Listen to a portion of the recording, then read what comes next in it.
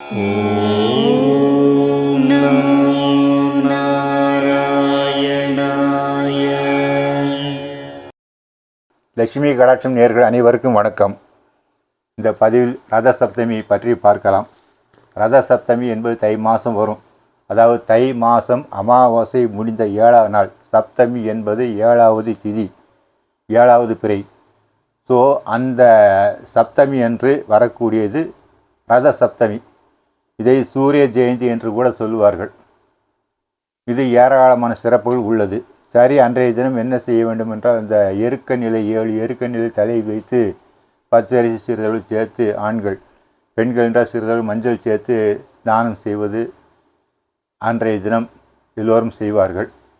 அதன் பிறகு பார்த்தோமானால் நன்றாக நெற்றிக்கு திலகம் இட்டு கொண்டு சூரிய பகவானை வணங்க வேண்டும்.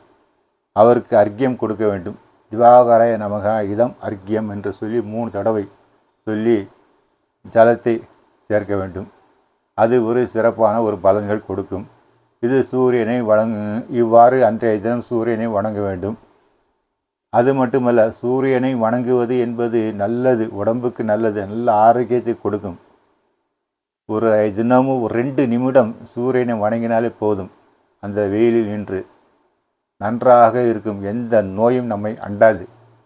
அந்த அளவு ஒரு சிறப்பான சக்தி அந்த சூரிய பகவானுக்கு உண்டு. அவர் நேரில் தினமும் வருகிறார். நாம் அவரை வணங்குவதில்லை. ஏன்? கண்கண்ட தெய்வம் அவர் தினமும் வருகிறபடியால் அவருடைய அருமை நமக்கு தெரியவில்லை. சரி, இந்த ரத சப்தமி அன்று என்ன ஒரு சிறப்பு என்றால், ரத சப்தமி அன்று சூரிய பகவான் தன்னுடைய தேரை, இது உத்தராயணத்தில் வருகிறது, எனவே தன்னுடைய தேரை வடக்கு நோக்கி செலுத்துவார். பெரும்பாலாருக்கு இது தெரியும். அதுபோல் தட்சிணாயனம் என்பது சூரிய பகவான் தன்னுடைய தேரை தெற்கு நோக்கி செலுத்தக்கூடிய ஒரு காலம். 6 மாதம் தெற்கு நோக்கி பயணம், 6 மாதம் வடக்கு நோக்கி பயணம். இது சூரிய பகவான் செல்லக்கூடிய ஒரு நிலை. ஒவ்வொரு வருடம் 6 மாதம் வடக்கு, 6 மாதம் தெற்கு நோக்கி செல்வார். சூரிய பகவான் எப்படி என்றால், எல்லா கிரகங்களுக்கும் எல்லா நட்சத்திரங்களுக்கும் நடுவே தான் அந்த சூரிய பகவான் இருக்கிறார். தன்னுடைய கதிரால் இந்த உலகத்தையே பிரகாசப்படுத்துகிறார். அது மட்டுமல்ல, நம்முடைய அறியாமை என்ற இருளையும் போக்குகிறது அந்த சூரிய பகவான் தான். இவர் உத்தராயணத்தில் செல்கிறார், அதாவது வடக்கு நோக்கி செல்கிறார். 6 மாதம் வடக்கு நோக்கி செல்கிறார், 6 மாதம் தெற்கு நோக்கி செல்கிறார். உத்தராயணம் தட்சிணாயணம் என்று எல்லோருக்கும் தெரியும். சரி, இந்த 6 மாத காலத்தில் அவர் எப்படி செல்கிறார், அதுதான் மிக முக்கியமாக பார்க்க வேண்டும். இப்போது உத்தராயண புண்ணிய காலம் என்பது தை முதல் ஆனி இறுதி வரை உத்தராயண காலம். அதுபோல் ஆடி முதல் மார்கழி வரை தட்சிணாயன காலம். இப்போது இதில் என்னென்னா, இந்த உத்தராயண புண்ணிய காலம் சொல்கிறோமே, உத்தராயண காலத்தில் சூரியன் தன்னுடைய மார்க்கத்தில் வடக்கு நோக்கி செல்லும் மார்க்கத்தில் மெதுவாக செல்வார். அதுதான் பார்க்கணும். சூரியன் மெதுவாக செல்வார், வேகமாக செல்வார், ஒரே சீராக செல்வார். அது எப்படின்னு பார்த்துருவோம். உத்தராயண காலகட்டத்தில் சூரியன் தன்னுடைய மார்க்கத்தில் மெதுவாக செல்வார். தட்சிணாயனம் பார்த்தோம்னா தன்னுடைய மார்க்கத்தில் சூரிய பகவான் தன்னுடைய தேரை வேகமாக செலுத்துவார். இது மட்டும் இல்லை, இன்னும் ஒரு விஷயம் இருக்குது. அது என்னென்னா, சித்திரை மாதம் ஐப்பசி மாதம் இருக்குது பார்த்தீங்களா, இது விஷு புண்ணிய காலம் என்று சொல்லுவார்கள்.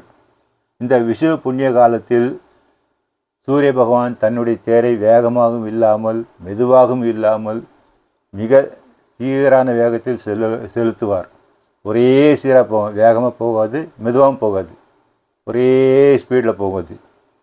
இந்த சிறப்புலாம் இந்த உத்தராயணம் தட்சிணாயணத்துக்கு இருக்கிறது. அதுபோல் விஷு புண்ணிய காலம் ஐப்பசி அண்டு சித்திரை.